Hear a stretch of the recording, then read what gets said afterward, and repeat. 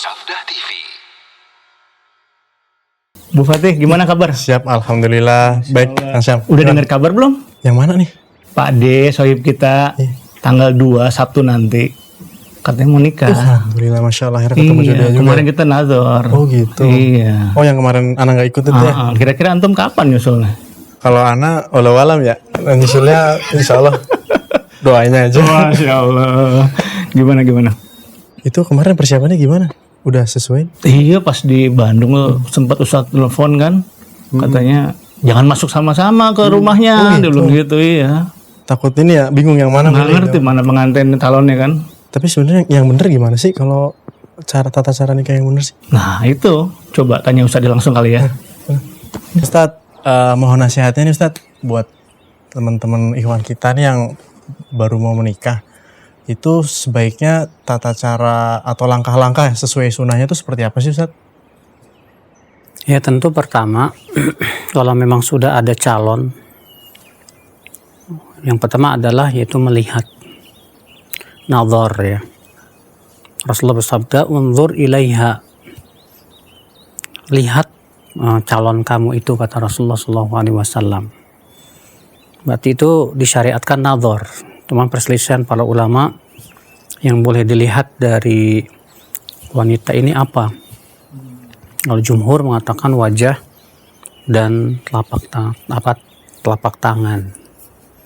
Alasannya karena wajah itu mewakili kecantikan dan tangan itu mewakili kurus apa gemuknya.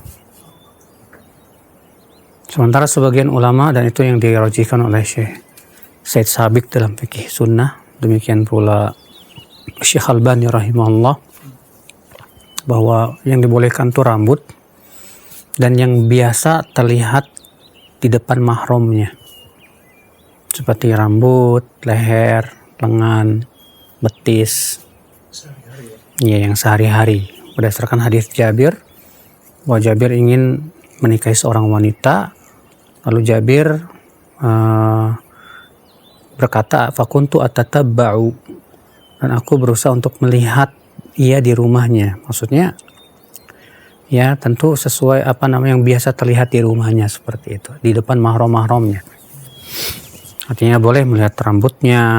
Namun kata Syekh Utsaimin, ini khusus bagi mereka yang sudah benar ingin menikahinya, bukan dalam rangka hanya sebatas pengen lihat aja.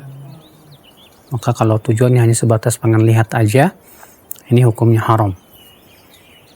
Tapi kalau misalnya kita sudah ingin menikahinya, tentunya setelah kita mendengar tentang dia, ya, dari teman-temannya, dari orang-orang, bahwa dia itu orangnya bagus, cantik, dan yang lainnya, nah, kita ingin menikahinya, baru kemudian kita nazar. Ya, bagaimana caranya?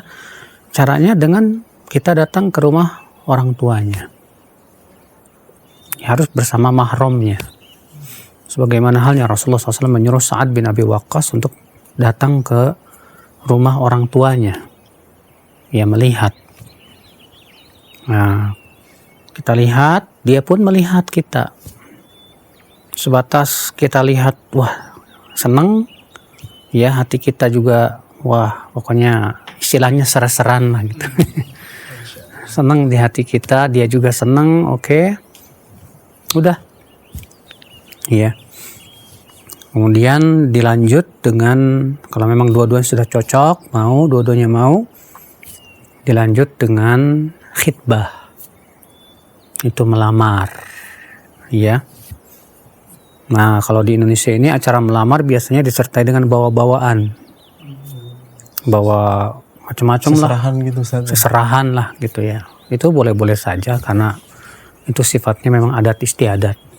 Dan pada asalnya yang namanya adat istiadat itu boleh-boleh saja selama tidak bertabrakan dengan syariat, dan ini tidak bertabrakan dengan syariat tentunya ya. Namun bukan berarti kalau sudah dilamar itu tidak boleh dibatalkan. Karena di masyarakat kita kalau perempuan sudah dipinang, ya seakan-akan ini sudah jadi gitu. Padahal masih boleh kalau memang ternyata setelah itu pihak wanita misalnya tahu ternyata si laki-lakinya ini kurang bagus akhlaknya misalnya, maka si wanita langsung mengatakan maaf nggak jadi. Iya, itu diperbolehkan. Ya, kemudian ya, bagaimana cara khitbahnya? Tentu tidak ada batasan dalam syariat, dan kaidah mengatakan bahwa sesuatu yang tidak ada batasan dalam syariat dikembalikan kepada adat istiadat. Iya, biasanya sih datang dari pihak laki-laki ke rumah siapa? Pihak wanita. Kemudian dari pihak wanita keluarganya menerima kedatangan mereka. Iya. Lalu kemudian biasanya si wanita akan ditanya, bagaimana? Kamu mau sama dia? Gitu kan. Kalau di zaman Rasulullah SAW, wanita itu kalau mau yang perawan biasanya diam. Iya. Kata Rasulullah SAW, diamnya wanita perawan itu adalah setuju. Beda dengan janda. Kalau janda harus ngomong. Iya. Kalau zaman sekarang ya banyak perawan setengah janda gitu. Diam iya. Ya nggak masalah juga seperti itu, silahkan aja. Yang jelas ya setelah itu ditentukan tanggal pernikahannya kapan. Nah, segera menikah. Jangan dilama-lamakan. Terkadang sebagian ada yang mengatakan nanti aja setahun lagi. Ya. Maka yang seperti ini kalau kita tahu bahwasannya dia gak mau nikah segera, berarti jangan dilamar dulu. Jangan nadhar dulu juga. Ya. Kenapa? Karena yang seperti ini malah fitnah. Maka yang seperti ini kalau misalnya sudah dua-duanya mau, segera tentukan ya sesuai dengan biasanya mengurus surat-suratnya. Kemudian setelah itu melangsungkan pernikahan. Nah, seperti itu stepnya tuh. Ya, jadi dalam Islam tuh tidak ada yang namanya pacaran ya. Pacaran jelas bertabrakan dengan syariat Allah. Cuman terkadang pemuda-pemuda itu suka beralasan, punya syubhat katanya untuk lebih mengenal. Kita katakan kenalan saat pacaran itu hakikatnya kamuflase. Karena saat pacaran itu pasti akan memperlihatkan bukan jati diri sebenarnya. Setelah nikah baru kelihatan jati diri sebenarnya siapa. Ternyata dia musang berbulu domba misalnya. Ya. Nah, itu begitu jadi fase-fasenya dalam Islam. Tapi Ustaz, kalau untuk waktu dari ta'aruf khitbah ke nikah itu tidak diatur seberapa harus cepat atau mungkin lebih cepat lebih baik, karena itu berhubungan dengan masalah fitnah hati. Karena ya si wanita dengan si laki-laki sudah bertemu dan sudah saling suka, sudah saling senang, itu akan biasanya menimbulkan fitnah hati. Si laki-laki ingin WA-an sama dia, misalnya si perempuan juga, akhirnya ini kan fitnah jelas. Iya, dan fitnah hati itu berat.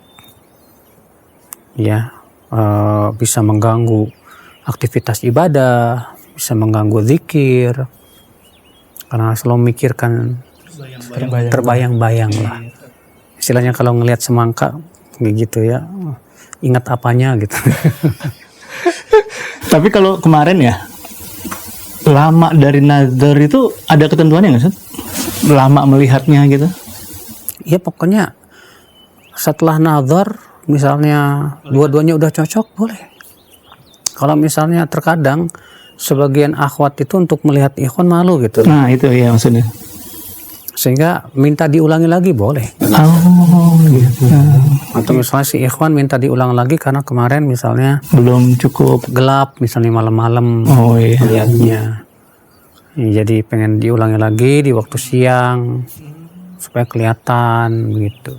Gampang ternyata. tapi itu harus ditemani walinya nggak Ustaz? Ya harus ada Cuma mahram berdua gitu nggak ya? supaya tidak terjadi khalwah dua-duaan. Ustaz, Masya Allah, ini ilmu yang berharga sekali buat kita-kita dan ikhwah mungkin yang belum menikah dan mungkin mau menikah lagi, Kang Syam ya? Insya Allah. Jazakallah khair. Jazakallah Ustaz, barakallahu fiik. Semoga dimudahkan. Masya Allah. Ketik kan sekarang? Iya. Mau diulangin nggak? Antum duluan ya. Antum duluan senior. Enggak usah. Ustadz.